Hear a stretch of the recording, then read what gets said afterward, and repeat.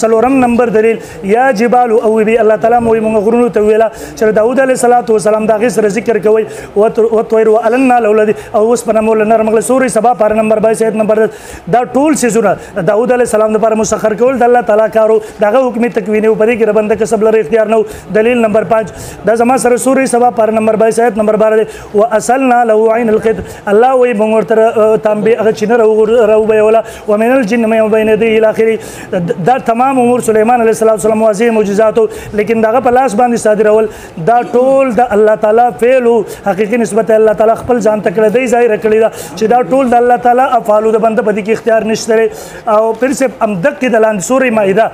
نو د عیسی علیه السلام نه دغه حواریانو طلب وکړو ول معجزه راوړه هغه دعا کې اللهم انزل علينا مائده من السماء یا الله د اسمان نه خوانچ نازل کا تقول لنا اوس کدا د نبی په اختیار کې وي به دعا سره بارک ولا اختیار کې نو ځکه دعا کوي او هر کرامت د معجزې فرد حواله می پیش کړي هر کله چې معجزات د نبی په اختیار کې نشته نو فر برکم تر پر ولی په اختیار کې راشي او په دې کې د ولی حصے د نبی حیثیت تاسو ولینه کوي دا